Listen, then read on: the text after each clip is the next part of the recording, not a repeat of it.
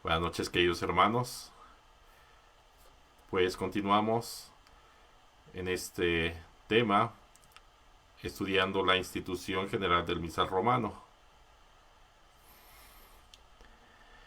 En esta primera parte leeremos, analizaremos el capítulo segundo, que contiene la estructura de la misa y sus partes. Va detallando algunos elementos de forma muy clara. Y en la siguiente lección, en una segunda parte, analizaremos las siguientes partes de la misa. Bienvenidos.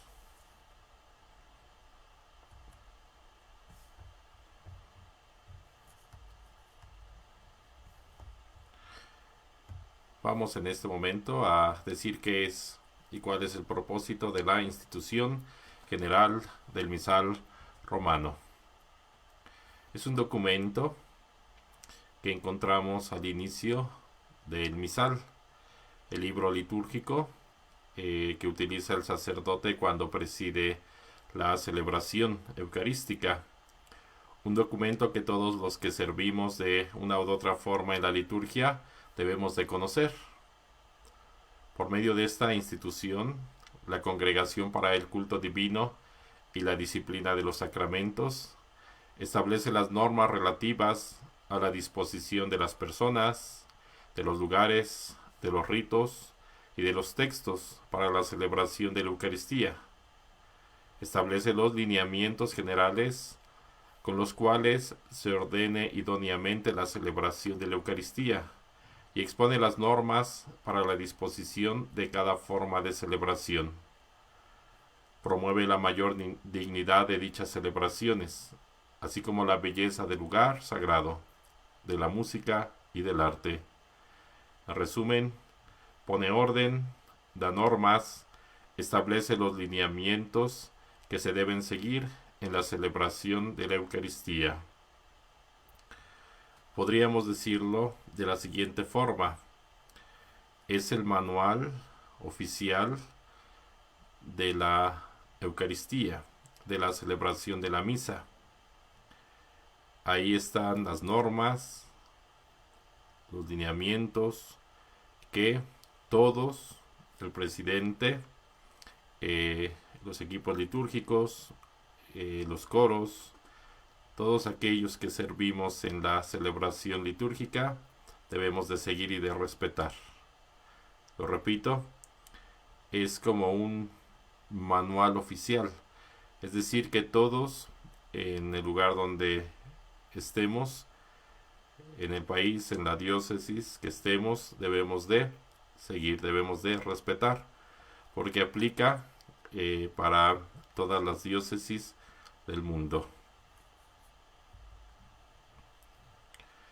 Les podría comentar que en alguna ocasión alguien se acerca y me hizo un comentario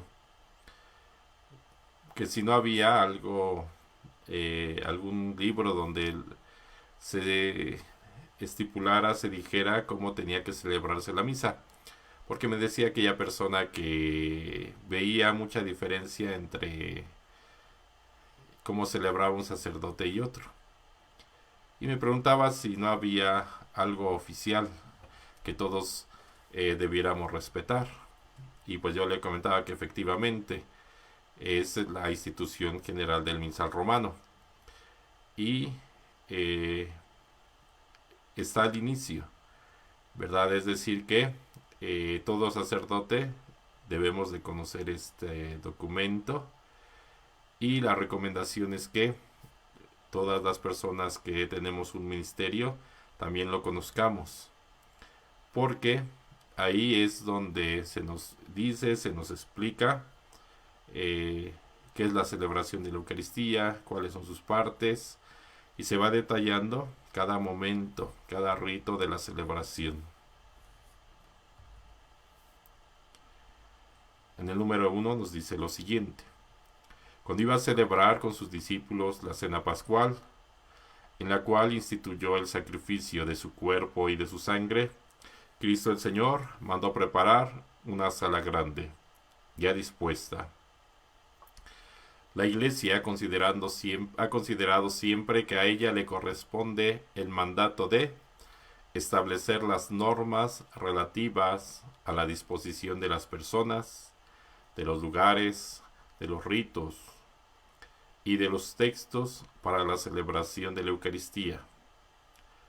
Tanto las normas actuales, que han sido promulgadas con base en la autoridad del Concilio Ecuménico Vaticano II, como el nuevo misal que la Iglesia de rito romano en adelante empleará para la celebración de la misa, constituyen un argumento más acerca de la solicitud de la Iglesia, de su fe y de su amor inalterable para con el sublime misterio eucarístico, y testifican su tradición continua e ininterrumpida, aunque se hagan algunas innovaciones.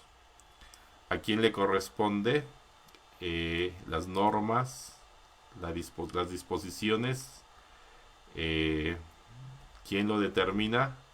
La Iglesia, ¿verdad? Y como vimos, este es un documento de la Congregación del Culto Divino y de la Disciplina de los Sacramentos, ¿verdad? Es a esta institución de la Iglesia a la que le corresponde, ¿verdad? Así pues, esta instrucción se propone dar tanto los lineamientos generales con los cuales se ordene idóneamente la celebración de la Eucaristía, como exponer las normas para la disposición de cada forma de celebración. Por eso es que nosotros siempre tenemos que remitirnos a este documento, a esta instrucción, para conocer qué es lo que tenemos que hacer, cómo lo tenemos que hacer. Continuamos en el número 22. Y así el obispo debe empeñarse en que los presbíteros, los diáconos y los fieles laicos comprendan siempre más profundamente el genuino sentido de los ritos y de los textos litúrgicos, y de esta manera alcancen una activa y fructuosa celebración de la Eucaristía. Para el mismo fin, vigile celosamente que sea cada vez mayor la dignidad de dichas celebraciones, para lo cual servirá muchísimo que promueva la belleza del lugar sagrado, de la música y del arte. El obispo, recordemos que es autoridad máxima,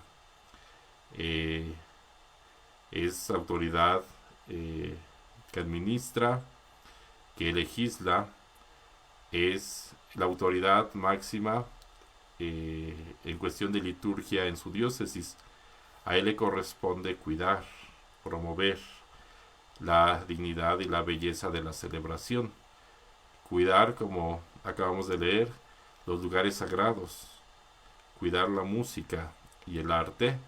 Y por eso es que las diócesis tienen las comisiones de liturgia, que son el instrumento que el obispo tiene para cuidar todos estos elementos de la Eucaristía y de la liturgia. Nosotros, por ejemplo, desde la Comisión de Diocesana de Pastoral Litúrgica, y específicamente de la dimensión de música sagrada, en este curso estamos promoviendo esto, ¿verdad?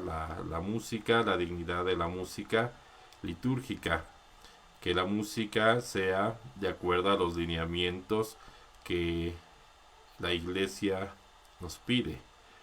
Y aquí tenemos elementos base, elementos fundamentales en esta institución general del misal romano.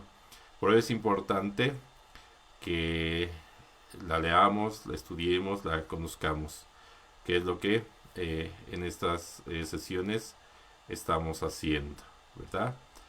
Siempre bajo la autoridad del obispo, que él es quien delega algunos sacerdotes para llevar a cabo estas tareas. La autoridad es del obispo y él delega, en este caso, por ejemplo, el responsable, el encargado de la comisión de liturgia, el padre Eric Barbabosa. Y como parte de la comisión tenemos la dimensión de música sagrada, la cual coordinamos nosotros.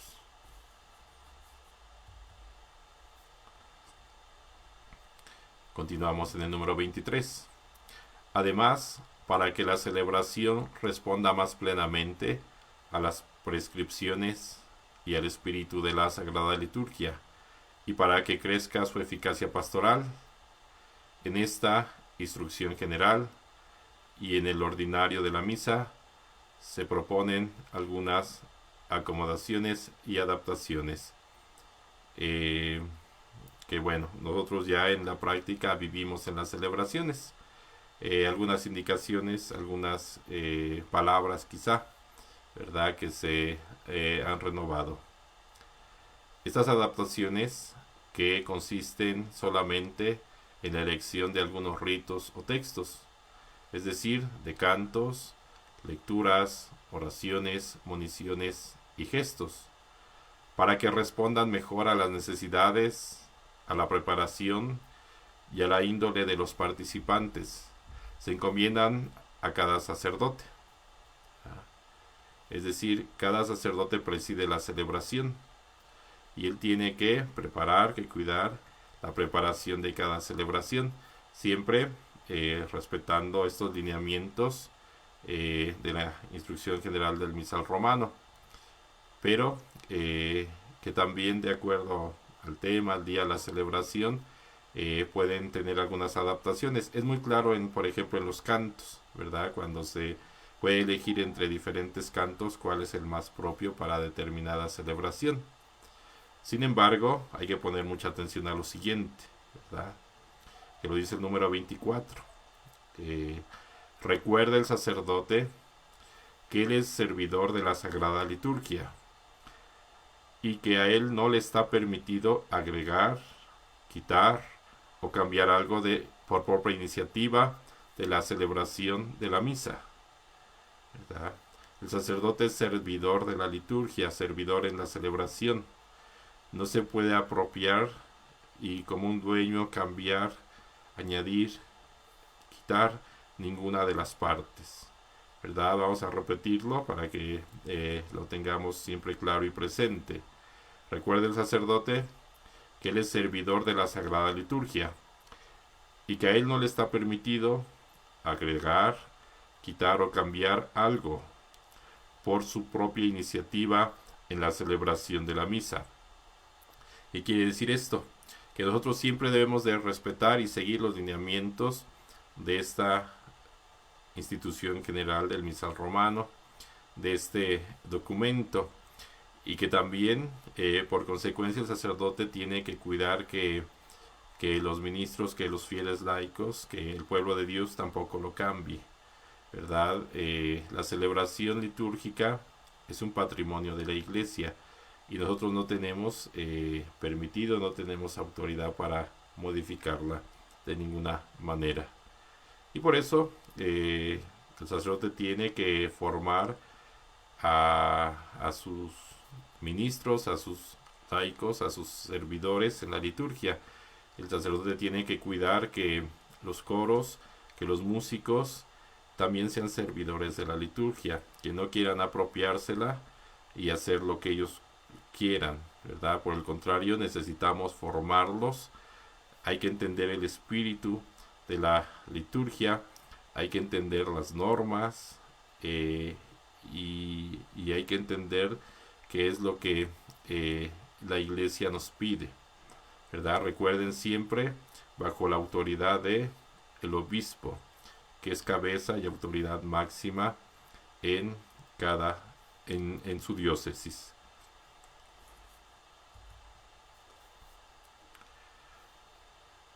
A continuación, pues transcribiremos íntegro el capítulo 2 de esta institución general del misal romano. Haremos pocos comentarios debido al tiempo, pero también a la claridad e importancia de este documento, ¿verdad? Porque lo leeremos, porque es importante que lo conozcamos, ¿verdad? Y porque por experiencia propia me ha tocado encomendar que la lean y muchos han terminado por no leerla, ¿verdad? Entonces pues vamos a hacerlo juntos, ¿verdad? Vamos a conocer este documento, específicamente el capítulo 2, porque nos habla acerca de la estructura de la misa, sus elementos y sus partes. Creo yo que es lo mínimo que alguien que sirve a la liturgia, a la celebración, debe de conocer. Pero les recomendamos que lean completo el documento. ¿Dónde lo pueden encontrar? En el misal romano, ¿verdad? Al inicio está. En las librerías venden el documento, así se llama, Institución General del Misal Romano. En la página del Vaticano se puede descargar y yo en nuestro sitio web musicasacratlanepantla.org les pongo el link de descarga de este y otros libros litúrgicos.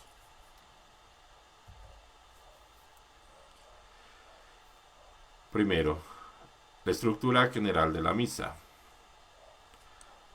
En la misa o cena del Señor, el pueblo de Dios es convocado y reunido bajo la presidencia del sacerdote, quien obra en la persona de Cristo. in persona Christi, para celebrar el memorial del Señor o sacrificio eucarístico.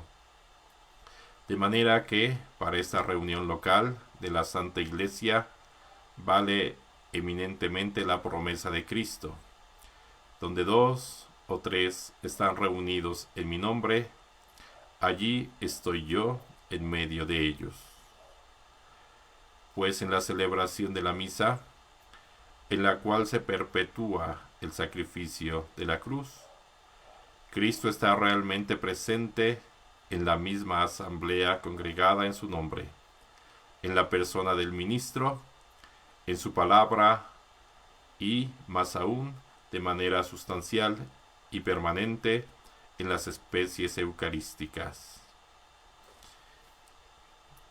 Diremos 3 cosas como comentario a este número 27. En la misa, el pueblo de Dios es convocado bajo la presidencia del sacerdote, quien obra en la persona de Cristo. Esto nos da una gran responsabilidad a los sacerdotes. Cristo está obrando a través del sacerdote. Cristo se hace presente a través del ministerio sacerdotal. Donde 2 o 3 están reunidos en mi nombre, ahí estoy yo en medio de ellos. Por eso es importante que la celebración de la Eucaristía, de la misa, sea comunitaria, ¿verdad? Porque es la reunión donde Él se hace presente, donde Él concede lo que le pedimos.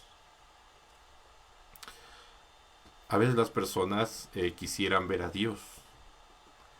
Pues hay que tener muy claro lo siguiente, ¿verdad? Miren, se acerca una persona y me dice: Padre, es que yo quisiera saber qué quiere Dios de mí. Y yo le decía: quisiera usted ver a Dios, quisiera ver a Cristo, quiere escucharlo, quiere tocarlo. Y me dice: sí, sería maravilloso, Padre. Pero me decía: pero pues yo creo que será hasta que me muera. Y yo le decía: no, ¿verdad? Acepte la invitación que le voy a hacer. Venga a misa. Confiésese. Escuche con mucha atención. Contemple con mucha atención. Participe con mucha atención. Y comulgue. Y va a ver, va a escuchar. Y va a tocar a Dios, a Cristo. Porque, como nos dice la Institución General del Misal Romano, en la celebración de la misa, en la cual se perpetúa el sacrificio de la cruz, Cristo está realmente presente en la misma asamblea congregada, porque somos el cuerpo místico de Cristo. Cuando vamos a la iglesia, cuando nos reunimos en su nombre, en esta asamblea, en esta comunidad, en el pueblo de Dios, estamos contemplando a Cristo. Lo contemplamos en la persona del ministro, del sacerdote que preside la celebración, porque como acabamos de decir al inicio de este número, el sacerdote actúa in persona Christi, es decir, Cristo mismo está obrando, Cristo mismo está presente en él. Seguimos en su palabra. Cuando en la celebración de la Eucaristía, cuando en la celebración litúrgica se proclama las lecturas de la palabra de Dios, es Dios mismo que se está comunicando a su pueblo. Por eso decimos palabra de Dios, palabra del Señor, porque Él mismo nos ha hablado de manera sustancial y permanente en las especies eucarísticas, en su cuerpo y su sangre. Por eso cuando vamos a misa, contemplamos a Cristo en los fieles congregados y en el sacerdote que preside.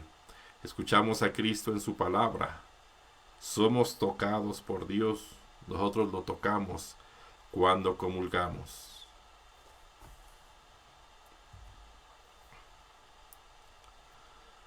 La misa consta, en cierto modo, de 2 partes, a saber, la liturgia de la palabra y la liturgia eucarística, las cuales están tan estrechamente unidas entre sí que constituyen un solo acto de culto.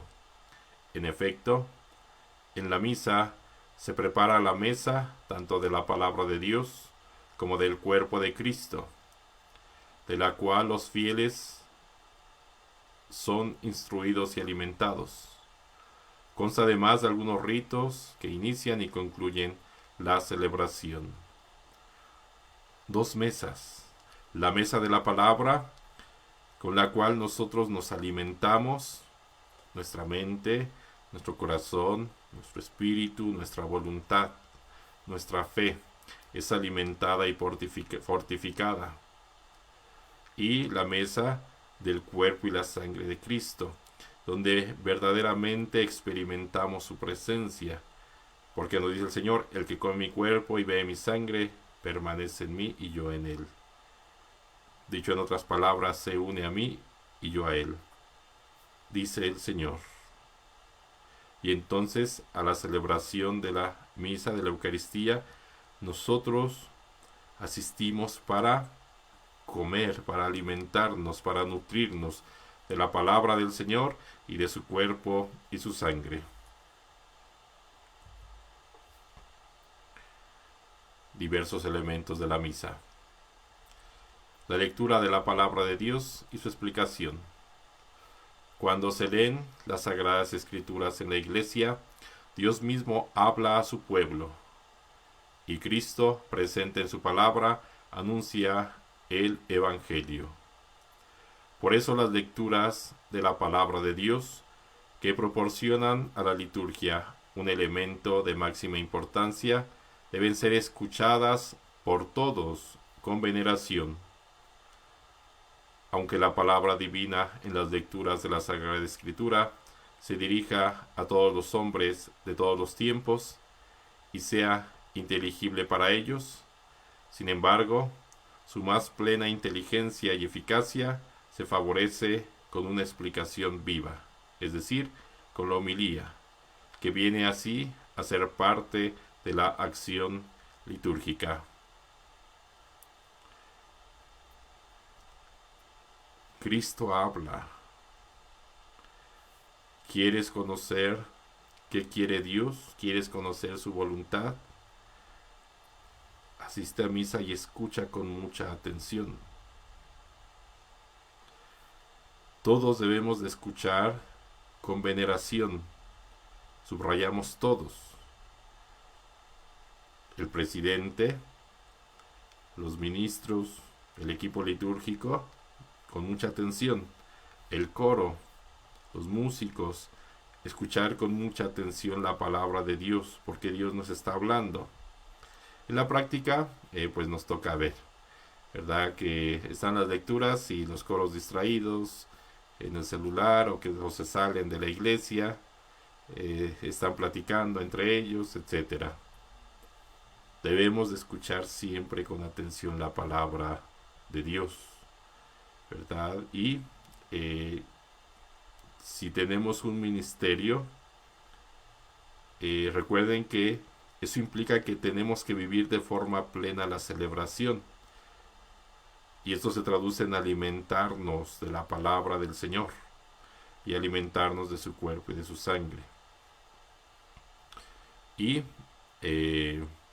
para que podamos entender, ¿verdad?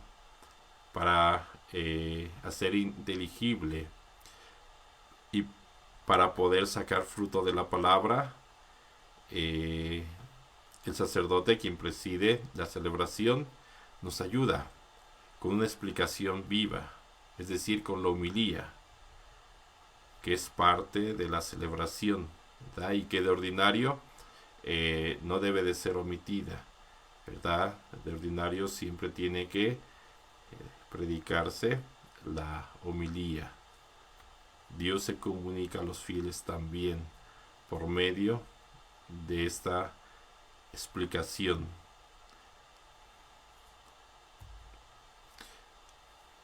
Bueno, algo más sobre la homilía.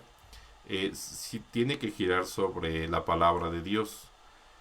No es el momento para dar avisos de la parroquia, de etcétera, ¿verdad? La homilía es parte de la celebración y debe de girar en torno a la palabra de Dios, hacerla comprensible a los fieles. Los avisos se dicen al final.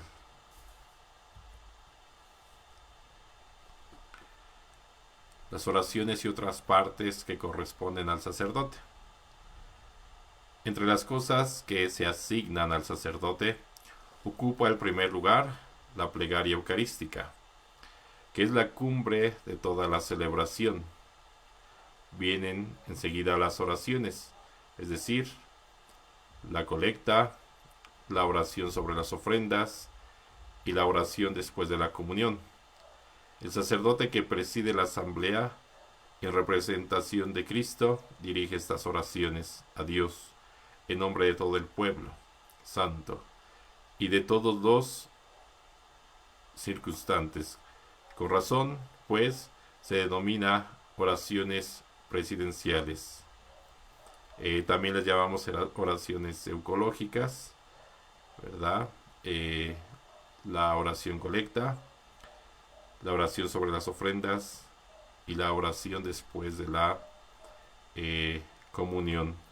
Oraciones que corresponden únicamente a quien preside, ¿verdad? Al sacerdote, en la cual él se dirige a nombre de todos el pueblo, todos los que participamos de la celebración, al Padre.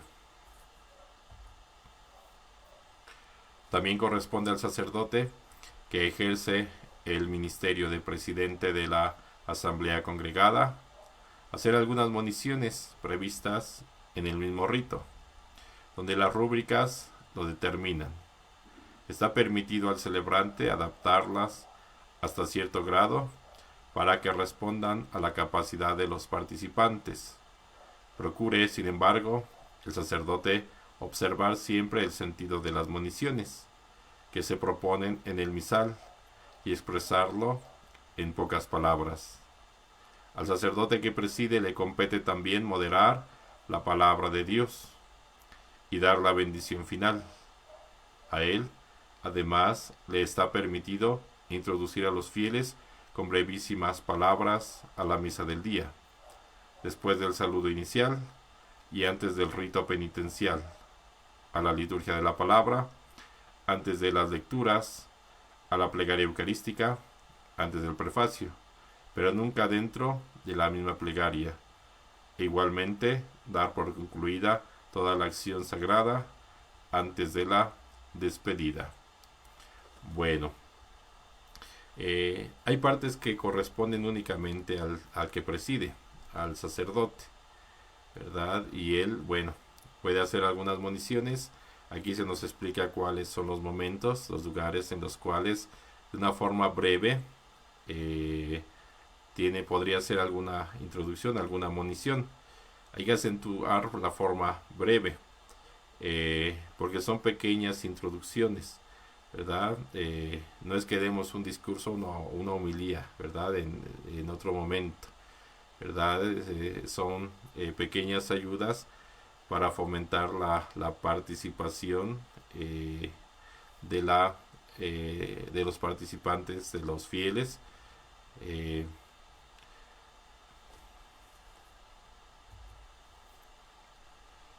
La naturaleza de las partes presidenciales exige que se pronuncie con voz clara y alta, y que todos las escuchen con atención. Por consiguiente, mientras el sacerdote las dice, no se tengan cantos ni oraciones y callen el órgano y otros instrumentos musicales. Ahí me ha tocado pedir a los músicos que cuando estoy haciendo alguna oración, cuando estamos en alguna de la parte de la misa, no toquen sus instrumentos. Piensan que es un capricho, ¿verdad? Pero no es un capricho. Aquí está muy clara, ¿verdad? Debido a la importancia, a la naturaleza de las partes presidenciales, y como ya vimos son las oraciones, son las lecturas del Evangelio, la plegaria eucarística, estas diferentes partes de la misa que le corresponden únicamente al sacerdote, él tiene que hacerlo con voz alta y clara. Los fieles escuchar con atención y mientras el sacerdote está hablando, no debe haber cantos, ni oraciones, ni instrumentos musicales, es decir, tiene que haber silencio, escucha atenta, ¿verdad? Lo repito, por eso les pedimos a los músicos que no tengan música de fondo.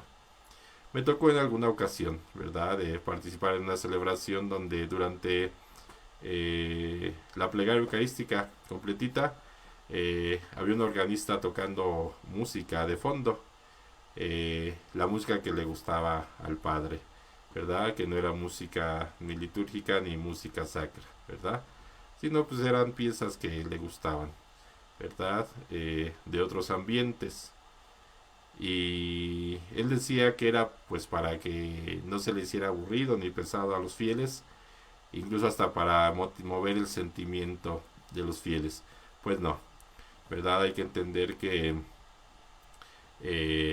lo digo con respeto, ¿verdad?, que la celebración no es un espectáculo, que no es una forma de entretener o de divertir a los fieles, ¿no? La celebración es nuestra oración más importante. Es un lugar al que vamos a participar con atención, a alimentarnos, a nutrirnos, y se nos pide que cuando el sacerdote está hablando, está dirigiendo las oraciones, las partes que le corresponden a él, todos escuchemos con atención y no haya ni cantos ni oraciones. Nos tocó también en alguna otra ocasión, en alguna comunidad donde durante la misa la gente rezaba el rosario, ¿verdad?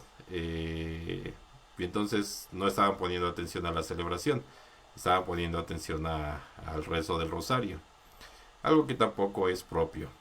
No porque el rosario esté mal, ¿no? El rosario hay que rezarlo, ¿verdad? Es una de las oraciones más recomendadas en la iglesia, tanto por los papas como por los santos, como los directores espirituales, los sacerdotes y gran cantidad de laicos, ¿verdad? Hay que hacer el rezo del rosario, pero no durante la celebración de la misa. A ella participamos, a ella tenemos que ir y participar con mucha atención, ¿verdad? Entonces, no debe de haber, cuando el sacerdote preside, cuando el sacerdote habla, está haciendo las oraciones que le son propias, ni oraciones, ni cantos, ni música de fondo. Y en efecto, como presidente, el sacerdote pronuncia las oraciones en nombre de la iglesia y de la comunidad congregada, mientras que algunas veces lo hace solamente en su nombre, para poder cumplir su ministerio con mayor atención y piedad, de tal manera que las oraciones que se proponen antes de la lectura del Evangelio, en la preparación de los dones, así como antes y después de la comunión, se dicen en secreto. Bueno, el sacerdote no es dueño de la liturgia ni de la celebración. Celebramos en nombre de la iglesia y de la comunidad congregada. Es también un servicio del sacerdote, ¿verdad? Aunque hay partes que le corresponden a él y se dicen en secreto, ¿verdad? El sacerdote las dirige en silencio en su interior o en voz baja, directamente a Dios. Algunas oraciones, ¿verdad? Otras fórmulas que ocurren en la celebración. Ya que por su naturaleza la celebración de la misa tiene carácter comunitario, los diálogos entre el celebrante y los fieles congregados, así como las aclamaciones, tienen una gran importancia, puesto que no son solo señales exteriores de una celebración común, sino que fomentan y realizan la comunión entre el sacerdote y el pueblo. La celebración es un diálogo, ¿verdad? Que pudiésemos decir entre Cristo y la iglesia, vamos a utilizar una imagen, entre Cristo que es el novio y la iglesia que como una novia dialoga, responde, ¿verdad? Al novio que es Cristo. Y por eso es que tenemos que participar a una sola voz, de manera comunitaria. Y el sacerdote, por ejemplo, el Señor esté con ustedes, y todos a una voz respondemos, y con tu espíritu. ¿Verdad? Celebración comunitaria. Y esto significa que no podemos no participar con nuestros hermanos, ¿verdad? Que nos ha tocado ver esa actitud. Hay gente que no quiere saber nada de nadie, ¿verdad? Solo quieren irse a encontrar con Dios, y entonces quieren participar de la celebración no como comunidad, no como iglesia. Pues no, recuerden, ¿verdad? Las celebraciones tienen un carácter comunitario y tenemos que participar como pueblo de Dios, como comunidad. Las aclamaciones y las respuestas de los fieles a los saludos del sacerdote y a las oraciones constituyen el grado de participación activa que deben observar los fieles, congregados en cualquier forma de misa, para que se exprese claramente y se promueva como acción de toda la comunidad. La forma de participar de los fieles es respondiendo. Por eso quizá han visto que algunos sacerdotes promueven eso, ¿verdad? Que los fieles respondan, que participen de una forma activa, con ánimo, con gusto de la celebración. Otras partes muy útiles para manifestar y favorecer la participación activa de los fieles y que se encomiendan a toda la asamblea convocada son principalmente el acto penitencial, la profesión de fe, la oración universal y la oración del Señor, es decir, el Padre Nuestro. ¿Verdad? Aquí hay que participar todos. Finalmente, de las otras fórmulas. Algunas poseen por sí mismas el valor de rito o de acto, como el himno de gloria, el salmo responsorial, el aleluya, el verso antes del evangelio, el santo, la aclamación de la anamnesis, el canto después de la comunión. Otras, en cambio, como los cantos de entrada al ofertorio de la fracción, es decir, el Cordero de Dios, y de la comunión, simplemente acompañan algún rito.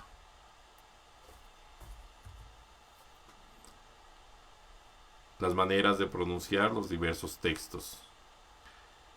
En los textos que han de pronunciarse en voz alta y clara, sea por el sacerdote, o por el diácono, o por el lector, o por todos, la voz debe responder a la índole del respectivo texto, según este sea una lectura, oración, monición, aclamación o canto, como también a la forma de la celebración y de la solemnidad de la asamblea.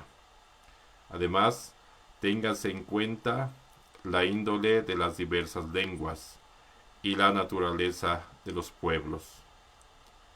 En las rúbricas y en las normas que siguen, los verbos decir o pronunciar deben entenderse entonces, sea del canto, sea de la lectura de la voz, observándose los principios arriba expuestos, es decir, pronunciar de forma alta y clara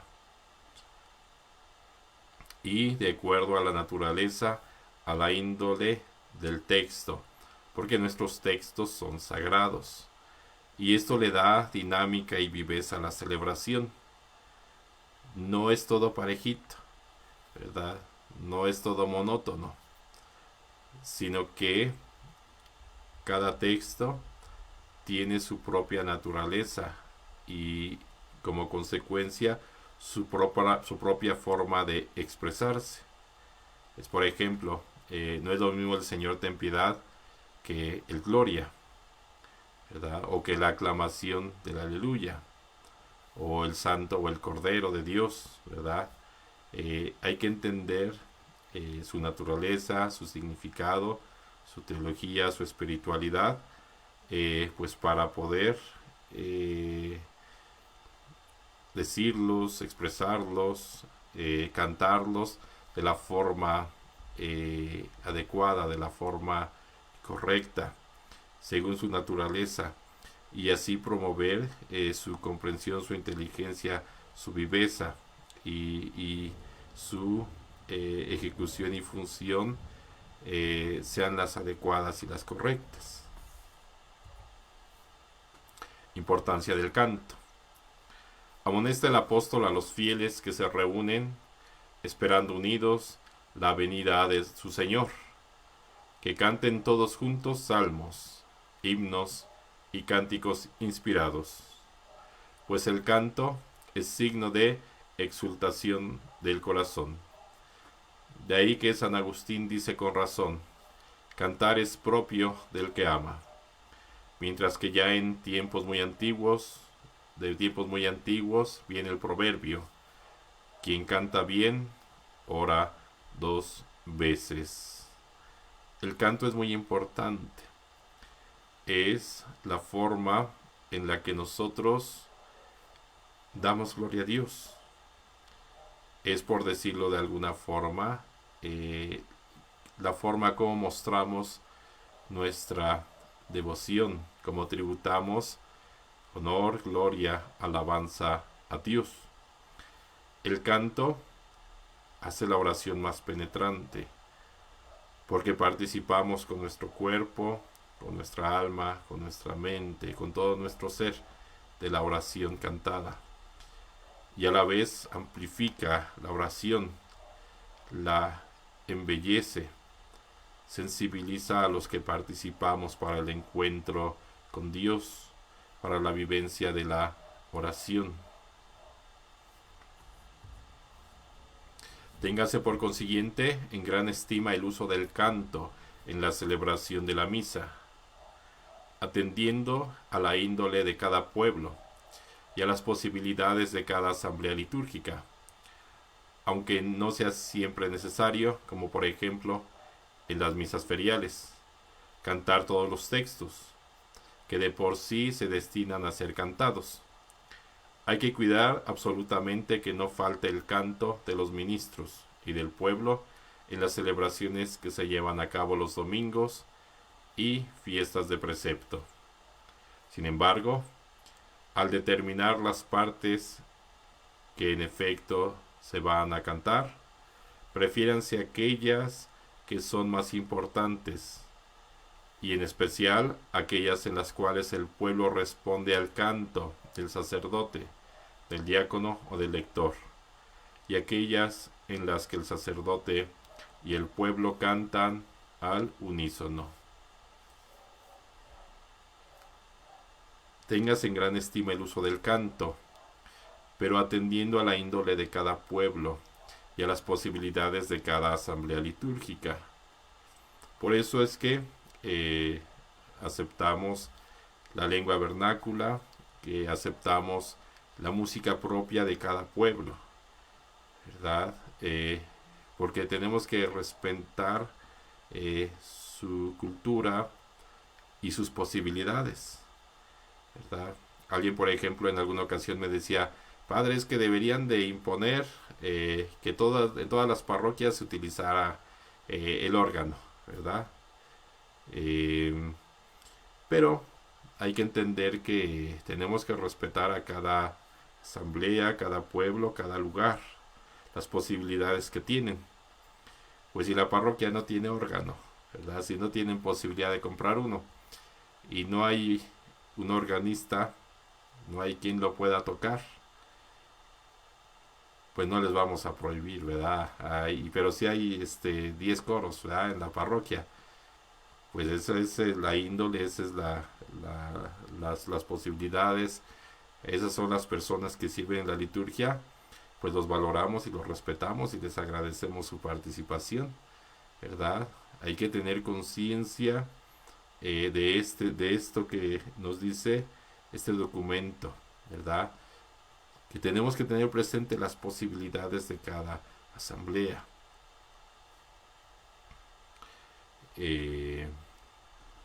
Pues lo ideal es que se promueva el uso del canto, ¿verdad? Nos dice aquí que no falte, sobre todo en los domingos y en las fiestas de precepto, ¿verdad? Recuerden que una celebración solemne implica el canto, porque parte necesaria, parte integral de la liturgia solemne es el canto.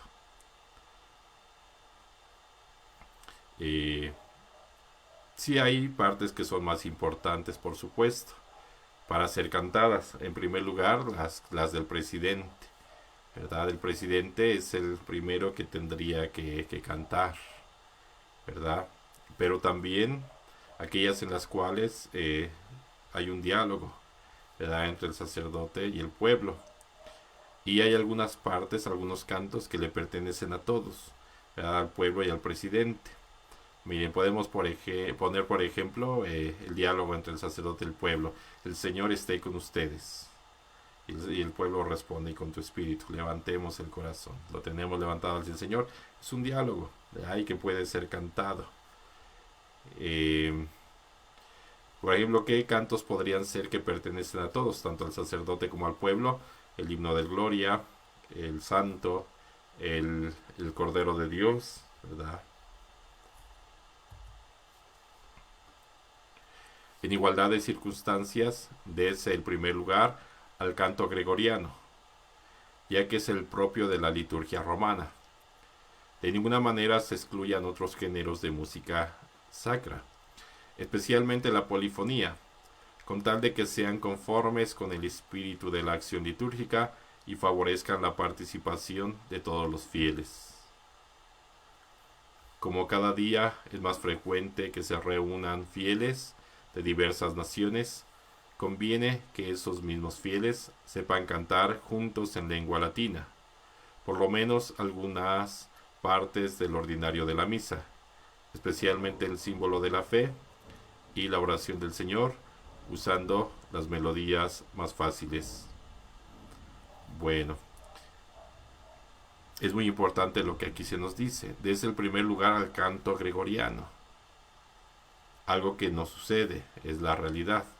Hay lugares donde el canto gregoriano pues simplemente no se usa, no está presente, ¿verdad? Y tendríamos que entender que deberíamos promoverlo, hacer uso. ¿Por qué? Porque es el propio de la liturgia, de nuestra liturgia romana. Es el canto oficial de nuestra liturgia.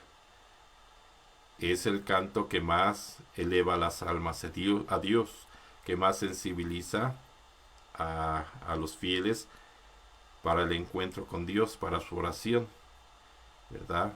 El Papa Pablo VI promovió que se creara un repertorio básico de canto gregoriano con las piezas más fáciles y que se promoviera su uso en las parroquias. Es importante porque al ser un canto oficial es un canto de identidad, y eso significa que si asistimos a una celebración donde pudiese haber gente de incluso de diferentes países, nos une el canto gregoriano. Les platico, Monseñor Piero Marini, en un libro muy interesante, muy bonito, que se llama Maestro de las Celebraciones Pontificias, él comenta esto de la siguiente forma. Dice que en las celebraciones del Papa, donde hay gente de muchos países, para poder hacer que todos participen, para dar identidad, pertenencia de Iglesia Católica, se utiliza el canto gregoriano. Porque si los fieles no comparten la música, el idioma, los cantos, etcétera, de los diferentes dioses o países a los que pertenecen, y se comparten o tendrían que compartir el canto propio y oficial de la Iglesia Católica, que es el canto gregoriano. Y por eso es que es un canto que nos tiene que unir a todos, que nos tiene que dar identidad. Pero también recuerden que es el que más sensibiliza y eleva a las almas a Dios. Y bueno, pues es una tarea que tenemos todavía delante de nosotros, el promover el uso del canto gregoriano, pero sin excluir los demás géneros de música sacra. Gestos y posturas corporales. Los gestos y posturas corporales, tanto del sacerdote, del diácono y de los ministros, como del pueblo, deben tender a que toda la celebración resplandezca por el noble decoro y por la sencillez, y a que se comprenda el significado verdadero y pleno de cada una de sus diversas partes, y a que se favorezca la participación de todos. Así pues, se tendrá que prestar atención a aquellas cosas que se establecen por esta instrucción general y por la praxis tradicional del rito romano, y aquellas que contribuyan al bien común espiritual del pueblo de Dios, más que al deseo o a las inclinaciones privadas. La uniformidad de las posturas, que debe ser observada por todos los participantes, es signo de la unidad de los miembros de la comunidad cristiana congregados para la Sagrada Liturgia. Expresa y promueve, en efecto, la intención y los sentimientos de los participantes. Miren algo muy importante, ¿verdad? Los gestos, las posturas corporales, ¿verdad? Tienen que ser uniformes, tienen que ser igual, ¿verdad? Porque también son un signo de unidad, de identidad. A veces, pues sí hemos conocido a fieles que les es un conflicto, ¿verdad? Es que dicen, si voy a determinada parroquia, tal elemento, tal momento se hace así. Si voy a otra, se hace de otra forma. Un caso muy claro es, por ejemplo, cuando se reza o se canta el Padre Nuestro, ¿verdad? Algunos dicen, es que ahí el Padre nos dice que extendamos las manos. El otro Padre nos dice que no hay que extenderlas, que solo el sacerdote. Y vamos a otra, el Padre nos dice que las pongamos así, ¿verdad? Otro Padre nos dice que nos agarremos de las manos todos, ¿verdad? Otro que nos agarramos de las manos y las elevemos y las movamos así todos, ¿verdad? Y entonces, pues los fieles entran en conflicto, ¿verdad? Dicen, ¿quién tiene razón, verdad? ¿O por qué no se ponen de acuerdo? Bueno, fíjense lo que nos dice la institución general del Misal Romano al hablar de los gestos y posturas corporales, tanto de quien preside, sacerdote, diácono, de los ministros y del pueblo, ¿verdad? Tienen que tender a que la celebración resplandezca por el noble decoro y por la sencillez, ¿verdad? Hay que acentuar la sencillez, a que se comprenda el significado verdadero y pleno de cada una de las diversas partes de la celebración y que se favorezca la participación de todos, ¿verdad? Así pues hay que poner atención a lo que nos dice la institución general del misal romano, ¿verdad? Y nos habla de uniformidad en las posturas. La uniformidad de las posturas, que debe de ser observada por todos los participantes, es signo de unidad de los miembros de la comunidad cristiana congregados para la Sagrada Liturgia, ¿ya? Expresa y promueve la intención y los sentimientos de los participantes.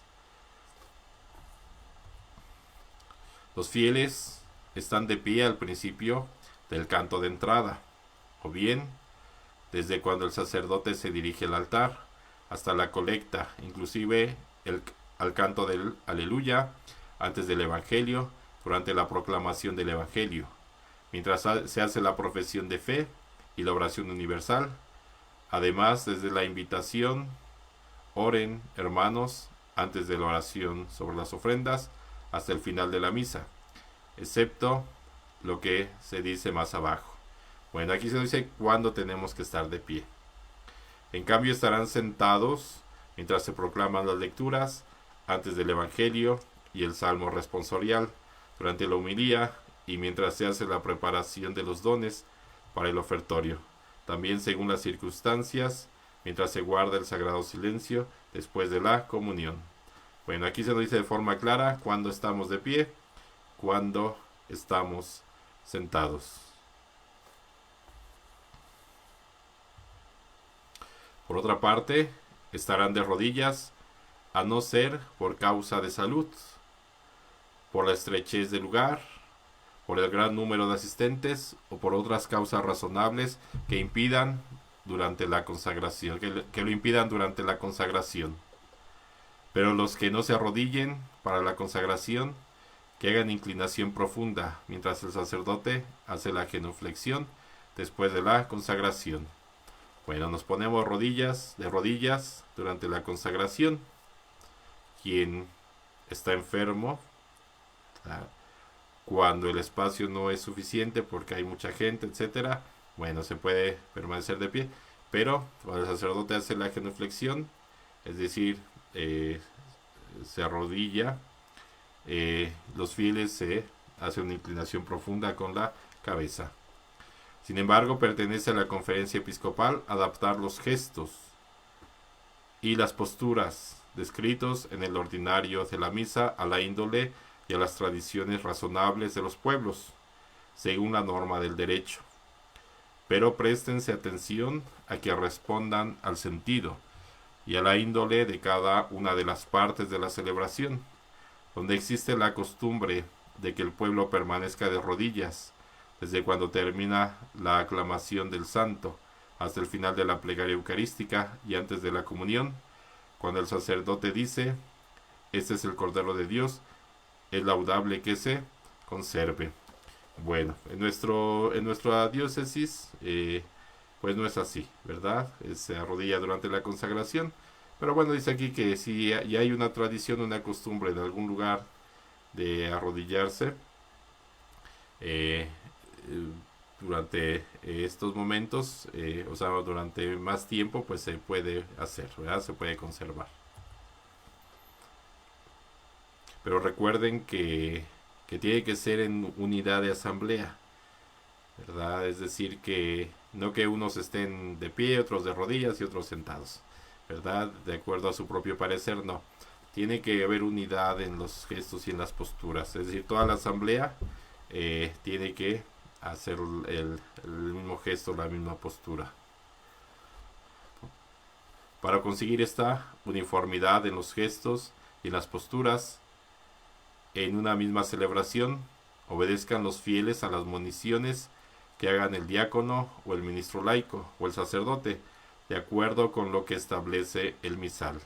Bueno, hace unos números atrás se nos decía que se podían hacer moniciones y se explicita en qué momentos, de forma breve y clara, ¿verdad? Y pues para ayudar a que haya esta uniformidad en gestos y posturas, se puede hacer uso de las moniciones, ¿verdad? Y acentuamos, ¿verdad? Subrayamos que sean breves y claras.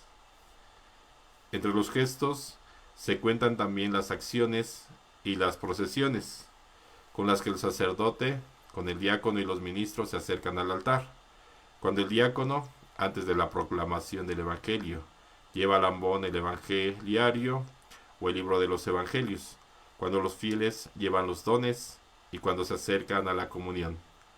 Conviene que tales acciones y procesiones se cumplan decorosamente mientras se cantan los correspondientes cantos, según las normas establecidas para cada caso. Bueno, dice que conviene que tales acciones y procesiones se cumplan decorosamente, para lo cual es recomendable ensayar. Ensayar con esmero los servicios litúrgicos, las procesiones. El silencio debe guardarse también en el momento en que corresponde como parte de la celebración, un sagrado silencio. Sin embargo, su naturaleza depende del momento en que se observa en cada celebración, pues en el acto penitencial y después de la invitación a orar, cada uno se recoge en sí mismo. Pero terminada la lectura o la homilía, todos meditan brevemente lo que escucharon y después de la comunión alaban a Dios en su corazón y oran.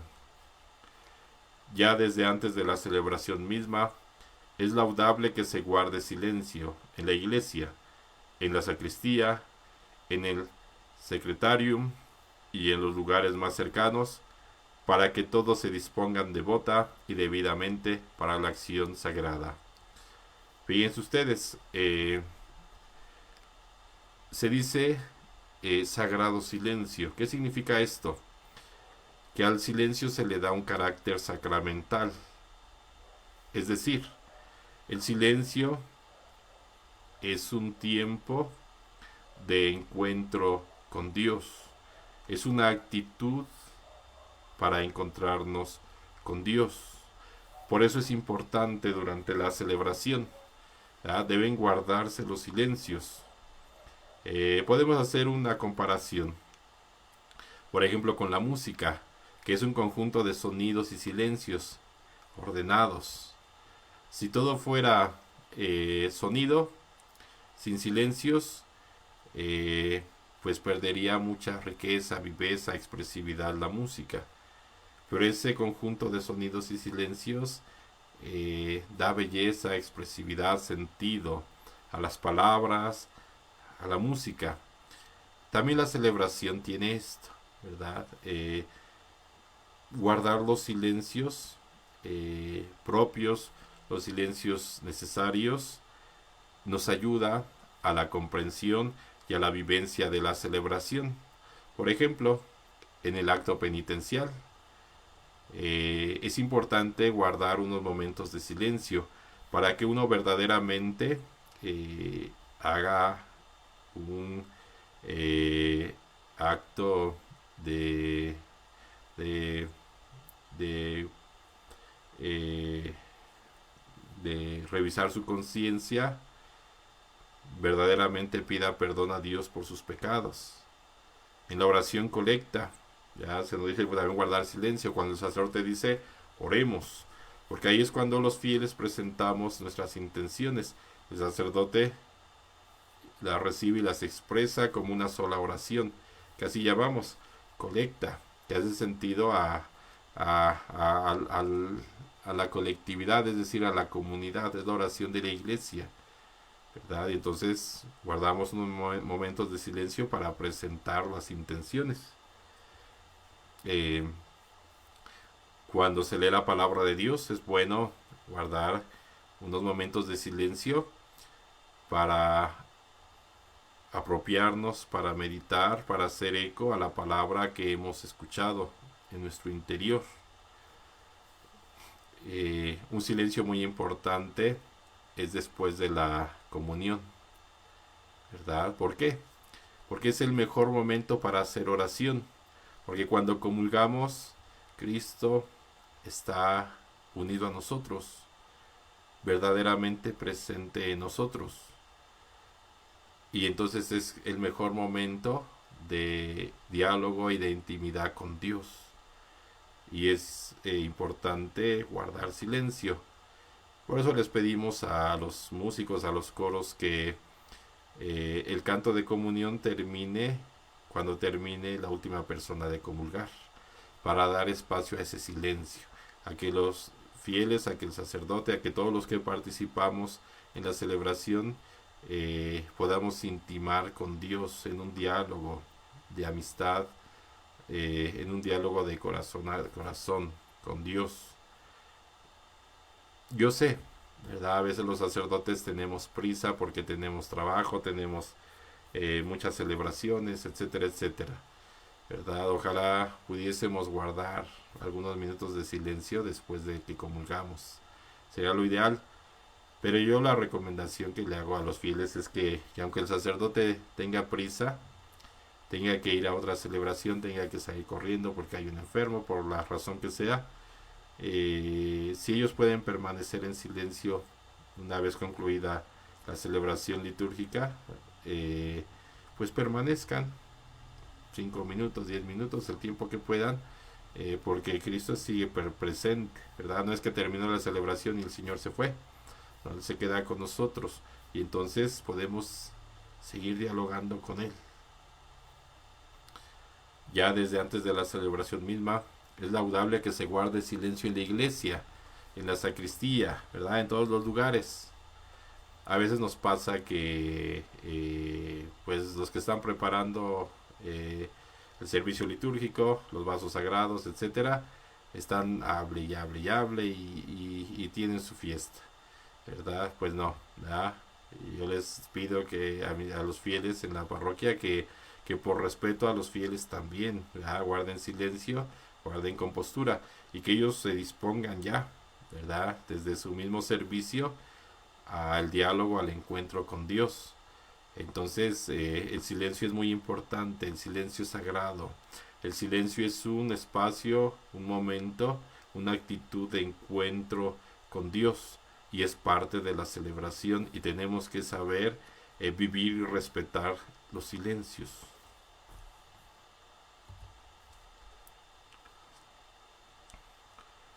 Cada una de las partes de la misa. Los ritos que preceden a la liturgia de la palabra, es decir, la entrada, el saludo, el acto penitencial, el Señor ten piedad, el gloria y la colecta tienen el carácter de exordio, de introducción y de preparación. La finalidad de ellos es hacer que los fieles reunidos en la unidad construyan la comunión y se dispongan debidamente a escuchar la palabra de Dios y a celebrar dignamente la Eucaristía. En algunas celebraciones que se unen con la misa, según la norma de los libros litúrgicos, se omiten los ritos iniciales o se realizan de modo especial. Por ejemplo, cuando se une la liturgia de las horas a la celebración eucarística.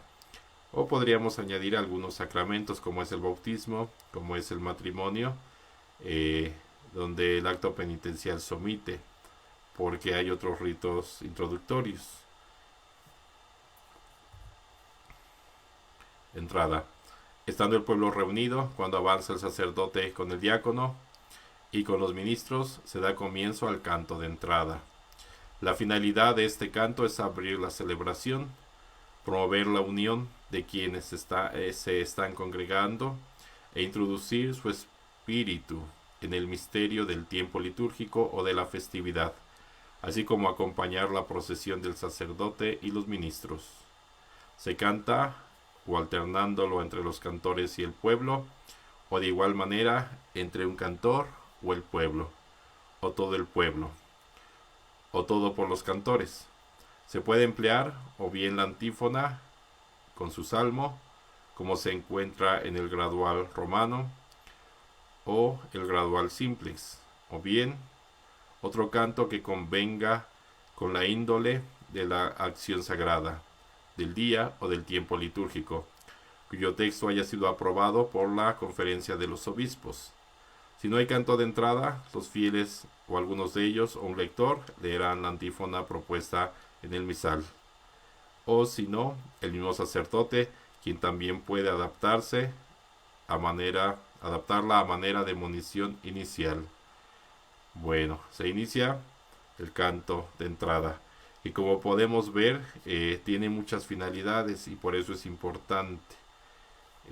Hay diferentes formas de participar en este canto de entrada. Si no hay canto de entrada, se puede proclamar la antífona de entrada. Pero es uno u otro, ¿verdad? No puede haber canto de entrada y después la antífona de entrada, ¿verdad? Uno suple al otro, ¿verdad? Vamos a estudiar a detalle el canto de entrada y cada uno de los cantos de la celebración.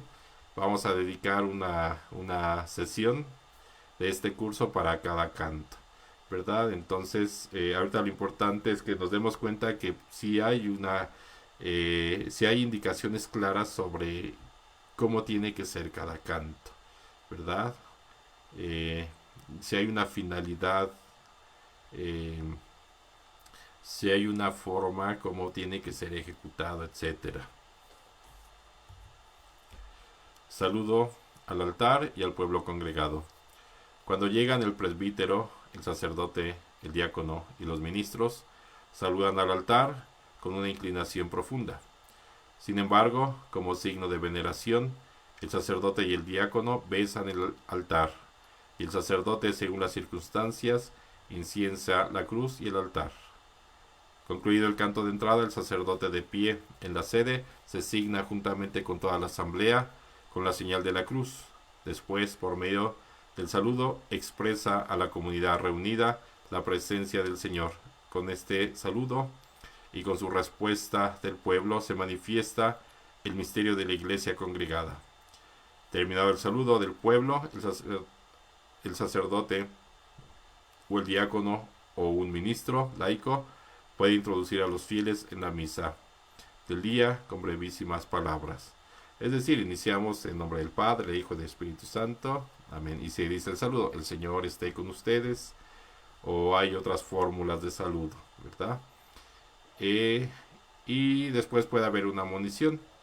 Si es una celebración con alguna intención especial, o la introducción a la celebración, si es una solemnidad, etcétera, etcétera, ¿verdad? El acto penitencial. Después el sacerdote invita al acto penitencial, que tras una breve pausa de silencio se lleva a cabo por medio de la fórmula de la confesión general de toda la comunidad y se concluye con la absolución del sacerdote, que no obstante carece de la eficacia del sacramento de la penitencia. El domingo especialmente, en el tiempo pascual, a veces puede hacerse la bendición y aspersión del agua en memoria del bautismo, en vez del acostumbrado acto penitencial. El misal romano contiene 3 fórmulas de acto penitencial y contiene otros que llamamos tropos, ¿verdad? Que, bueno, en su momento estudiaremos. Después del acto penitencial se tiene siempre el Señor ten piedad, a no ser que quizá haya tenido lugar ya en el mismo acto penitencial. Por ser un canto con el que los fieles aclaman al Señor e imploran su misericordia, deben hacerlo ordinariamente todos, es decir, que tanto el pueblo como el coro o el cantor tomarán parte en él. Cada aclamación del ordinario se repite 2 veces, pero no se excluyen más veces, teniendo en cuenta la índole de las diversas lenguas y también el arte musical o las circunstancias. Cuando el Señor ten piedad se canta como parte del acto penitencial, se le antepone un tropo a cada una de las aclamaciones. Algo que debemos subrayar aquí. Dice que el Señor ten piedad, se tiene siempre el Señor ten piedad, ¿verdad? Esto es una de los añadidos a esa instrucción general del misal romano, ¿verdad? Esta tercera edición, que tiene que ser siempre. Y eso hará que se renueven los demás rituales, donde se dice que se omite, ¿verdad? El Señor ten piedad. Pero bueno, esa es tarea que todavía está pendiente, ¿verdad? Que podamos llevar y formar y actualizar en los rituales. Tendremos una lección específica para analizar y revisar el Señor ten piedad y sus formas diferentes de ejecución. Gloria a Dios en el cielo. El Gloria es un himno antiquísimo y venerable, con el que la Iglesia congregada en el Espíritu Santo glorifica a Dios Padre y glorifica y le suplica al Cordero. El texto de este himno no puede cambiarse por otro. Lo inicia el sacerdote o, según las circunstancias, el cantor o el coro. Y en cambio es cantado simultáneamente por todos, o por el pueblo alternando con los cantores o por los mismos cantores. Si no se canta, lo dirán en voz alta todos simultáneamente, o en 2 coros que se responden el uno al otro. Se canta o se dice en voz alta los domingos, fuera de los tiempos de Adviento y de Cuaresma, en las solemnidades y en las fiestas y en algunas celebraciones peculiares más solemnes. Colecta. Enseguida el sacerdote invita al pueblo a orar, y todos juntamente con el sacerdote guardan un momento de silencio, para hacerse conscientes de que están en la presencia de Dios y puedan formular en su espíritu sus deseos. Entonces el sacerdote dice la oración que suele llamarse colecta, y por la cual se expresa el carácter de la celebración. Por una antigua tradición de la Iglesia, la oración colecta ordinariamente se dirige a Dios Padre, por Cristo, en el Espíritu Santo, y termina con la conclusión trinitaria, es decir, con la más larga, de este modo. Si se dirige al Padre, por nuestro Señor Jesucristo, tu Hijo, que vive y reina contigo en la unidad del Espíritu Santo, y es Dios por los siglos de los siglos. Si se dirige al Padre, pero al final se menciona al Hijo, el que vive y reina contigo en la unidad del Espíritu Santo, y es Dios por los siglos de los siglos. Si se dirige al Hijo, tú que vives y reinas con el Padre en la unidad del Espíritu Santo, y eres Dios por los siglos de los siglos. El pueblo, uniéndose a la súplica con la aclamación, amén, la hace suya la oración. En la misa se dice siempre una sola oración colecta. La liturgia de la palabra. La parte principal de la liturgia de la palabra la constituyen las lecturas tomadas de la Sagrada Escritura, junto con los cánticos que se intercalan entre ellas, y la homilía, la profesión de fe y la oración universal, u oración de los fieles. La desarrollan y la concluyen, pues en las lecturas que la homilía explica, Dios habla a su pueblo, le desvela los misterios de la redención y de la salvación, y le ofrece alimento espiritual. En fin, Cristo mismo, por su palabra, se hace presente en medio de los fieles. El pueblo hace suya esta palabra divina por el silencio y por los cantos. Se adhiere a ella por la profesión de fe y, nutrido por ella, expresa sus súplicas con la oración universal por las necesidades de toda la Iglesia y por la salvación de todo el mundo. Dios habla a través de su palabra y nosotros respondemos. El pueblo hace suya esta palabra por el silencio y por los cantos. Nos la apropiamos, pero también respondemos. Nos adherimos a la palabra de Dios por medio de la profesión de fe, del rezo del credo. Y nutridos por la palabra, expresamos nuestras súplicas, nuestras intenciones en la oración universal, por las necesidades de la Iglesia y por la salvación de todo el mundo. Nos damos cuenta entonces de que hay una dinámica muy rica en la celebración. Si participamos con atención, escuchando la palabra, presentando nuestras oraciones, cantando a Dios, uniéndonos a los demás fieles, etcétera, ¿verdad? Es una dinámica muy rica, hay una vivencia muy rica.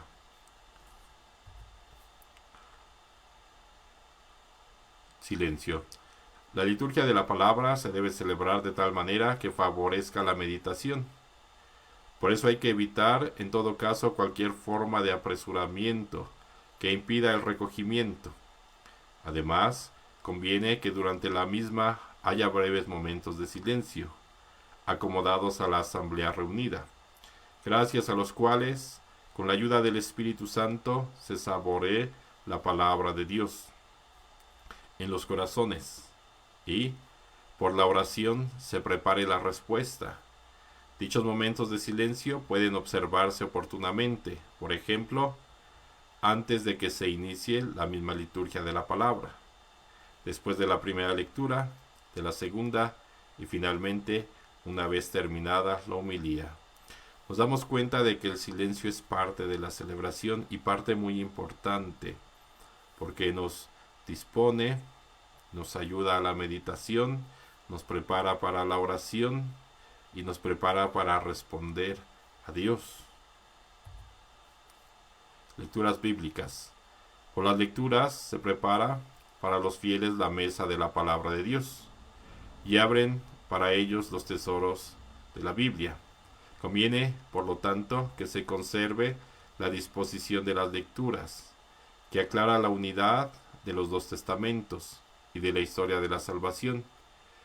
Y no es lícito que las lecturas y el salmo responsorial que contienen la palabra de Dios sean cambiados por otros textos no bíblicos. En la celebración de la misa con el pueblo, las lecturas se proclamarán siempre desde el ambón.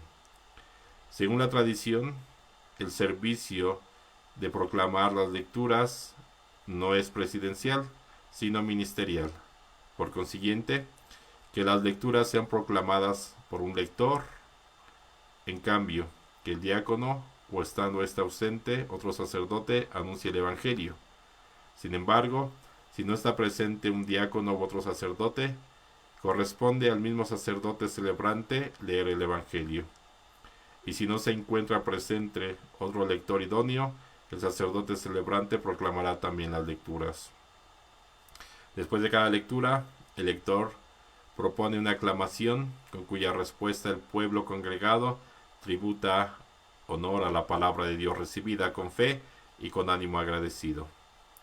Por ejemplo, palabra de Dios y respondemos te alabamos Señor, o palabra del Señor y respondemos gloria a ti Señor Jesús. La lectura del Evangelio constituye la cumbre de la liturgia de la palabra. La liturgia misma enseña que debe tributarse suma veneración cuando la distingue entre las otras lecturas con especial honor, sea por parte del ministro delegado para anunciarlo, o por la bendición o la oración con que se prepara, sea por parte de los fieles, que por sus aclamaciones reconocen y profesan la presencia de Cristo que les habla, y escuchan de pie la lectura misma, sea por los mismos signos de veneración que se tributan al evangeliario. Bueno, la lectura del evangelio va acompañado de gestos, de postura, de elementos, de ritos que muestran su importancia, que ocupa un lugar principal en la celebración. Nos ponemos de pie, cantamos el aleluya, respondemos. En la liturgia solemne pues se inciensa la palabra, se acompaña en procesión el evangeliario, etcétera, ¿verdad? El salmo responsorial. Después de la primera lectura sigue el salmo responsorial, que es parte integral de la liturgia de la palabra y en sí mismo tiene gran importancia litúrgica y pastoral, ya que favorece la meditación de la palabra de Dios. El salmo responsorial debe corresponder a cada una de las lecturas y se toma habitualmente del leccionario. Ahí encontramos el salmo. Conviene que el salmo responsorial sea cantado, al menos la respuesta que pertenece al pueblo. Así pues, el salmista o el cantor del salmo, desde el ambón o en otro sitio apropiado, proclama las estrofas del salmo, mientras que toda la asamblea permanece sentada. Escucha ahí, más aún, de ordinario participa por medio de la respuesta, a menos que el salmo se proclame de modo directo, es decir, sin respuesta. Pero, para que el pueblo pueda unirse con mayor facilidad a la respuesta salmódica, se escogieron unos textos de respuesta y unos de los salmos según los distintos tiempos del año o las diversas categorías de santos, que puedan emplearse en vez del texto correspondiente a la lectura, siempre que el salmo sea cantado. Si el salmo no puede cantarse, se proclama de la manera más apta para facilitar la meditación de la palabra de Dios. Bueno, esta es una pregunta muy común, ¿verdad? Si se debe de cantar el salmo o no. Bueno, pues es muy claro, dice, conviene que el salmo responsorial sea cantado. Es decir, que de ordinario debería cantarse, ¿verdad? Si por alguna razón, eh, que podríamos decir como excepción, no puede cantarse, bueno, puede ser proclamado.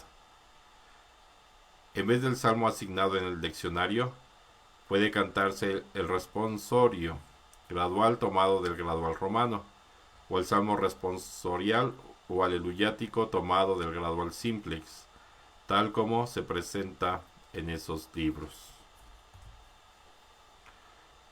Aclamación antes de la lectura del Evangelio. Después de la lectura que precede inmediatamente al Evangelio, se canta el Aleluya, u otro canto determinado por las rúbricas, según lo pida el tiempo litúrgico. Esta aclamación constituye por sí misma un rito, o bien un acto, por el que la asamblea de los fieles acoge y saluda al Señor, quien le hablará en el Evangelio, y en la cual profesa su fe con el canto. Se canta estando todos de pie, inclinando los cantores o el cantor, y si fuere necesario se repite, pero el versículo es cantado por los cantores o por un cantor. El Aleluya se canta en todo tiempo, excepto durante la Cuaresma. Los versículos se toman del leccionario o del gradual. En tiempo de Cuaresma, en vez de Aleluya, se canta el versículo antes del Evangelio, que aparece en el leccionario. También puede cantarse otro salmo u otra selección, tracto, según se encuentra en el gradual. Bueno, pues ya a su tiempo presentaremos y hablaremos del gradual y del gradual simplex. Cuando hay solo una lectura antes del Evangelio, en el tiempo en que debe decirse Aleluya, puede tomarse o el salmo aleluyático o el salmo del Aleluya con su versículo. En el tiempo en que no debe decirse Aleluya, puede tomarse o el salmo y el versículo antes del Evangelio o solamente el salmo. El Aleluya o el versículo antes del Evangelio, si no se canta, puede omitirse.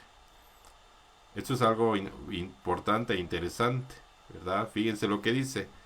El Aleluya o el versículo antes del Evangelio, si no se canta, puede omitirse. ¿Por qué razón? Porque el Aleluya tiene una expresividad, tiene una razón de ser, es una alabanza festiva que está hecha y su naturaleza es que sea cantado. Si no se canta, pierde su naturaleza, pierde su fuerza, su viveza, y por eso puede omitirse. Nosotros lo hacíamos, por ejemplo, en Adviento y en Cuaresma, ¿verdad? Como son tiempos en los que se pide también austeridad y sobriedad, pues omitíamos el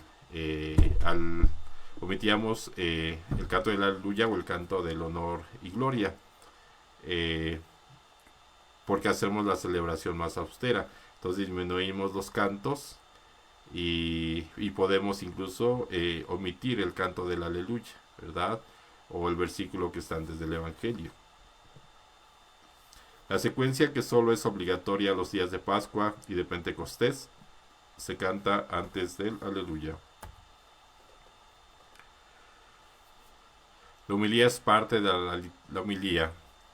Es parte de la liturgia y es muy recomendada, pues es necesaria para alimentar la vida cristiana. Conviene que sea una explicación o de algún aspecto de las lecturas de la Sagrada Escritura, o de otro texto del ordinario, o del propio de la misa del día, teniendo en cuenta sea el ministerio que se celebra, sea el misterio que se celebra, sean las necesidades particulares de los oyentes. La homilía la hará de ordinario el mismo sacerdote celebrante, o se la encomienda unido al sacerdote. La oración universal. En la oración universal u oración de los fieles, el pueblo responde en cierto modo a la palabra de Dios, recibida en la fe, y ejercitando el oficio de su sacerdocio bautismal, ofrece súplicas a Dios por la salvación de todos, Conviene que esta oración se haga de ordinario en las misas con participación del pueblo, de tal manera que se hagan súplicas por la Santa Iglesia, por los gobernantes y por los que sufren diversas necesidades, y por todos los hombres, y por la salvación de todo el mundo. La oración universal, aquella en la que respondemos, te rogamos Señor, o puede ser otra respuesta, ¿verdad? Como vemos, tiene un orden, ¿verdad? De lo que, de las intenciones, y a la cual también podemos añadir las intenciones de los fieles, o las intenciones de la comunidad. La serie de intenciones de ordinario será por las necesidades de la Iglesia, por los que gobiernan y por la salvación del mundo, por los que sufren por cualquier dificultad, por la comunidad local. Sin embargo, en alguna celebración particular, como la confirmación, el matrimonio o las exequias, el orden de las intenciones puede tener en cuenta más expresamente la ocasión particular. Pedimos por la Iglesia universal, por los gobernantes y por el mundo, ¿verdad? Alguna vez alguien me reclamó al terminar una misa que por qué pedíamos por los gobernantes, y yo le decía con la palabra de Dios que orar por los gobernantes es una acción santa, es una acción recomendada por Dios, y aparte es algo bueno, ¿verdad? Que oremos por ellos, que oremos por nuestro mundo, ¿verdad? Por los que sufren, por los que tienen alguna dificultad y por la comunidad a la que pertenecemos. Pertenece al sacerdote celebrante dirigir las preces desde la sede. Él mismo las introduce con una breve monición, en la que invita a los fieles a orar, y la termina con la oración. Las intenciones que se proponen deben ser sobrias, compuestas con sabia libertad y con pocas palabras, y expresar las súplicas de toda la comunidad. Las propone el diácono, o un cantor, o un lector, o bien uno de los fieles laicos, desde el ambón o desde otro lugar conveniente. Por su parte, el pueblo de pie expresa su súplica, sea con una invocación común, después de cada intención, sea orando en silencio. Bueno, como podemos ver, hay mucha riqueza incluso en la ejecución de los ritos. Aquí, por ejemplo, vemos, el sacerdote inicia la oración, o bien puede ser, las intenciones las puede expresar el diácono, un cantor, pueden ser cantadas, ¿verdad? Un lector o algún laico, ¿verdad? Y bueno, y todos nos unimos en la respuesta, y todos nos unimos con nuestra oración en silencio a estas intenciones. Bueno, queridos hermanos, como ven, es un capítulo largo, donde se revisa toda la celebración de la Eucaristía, sus partes, sus ritos. Por eso lo haremos en dos partes, ¿verdad? En la siguiente sesión leeremos y haremos algún comentario a la liturgia eucarística y a los ritos conclusivos de la celebración de la Eucaristía. Les invitamos a que lean, a que conozcan esta institución general del misal romano, ¿verdad? Les invitamos a que la puedan seguir, la puedan estudiar. Muy bien, queridos hermanos, pues por el día de hoy terminamos.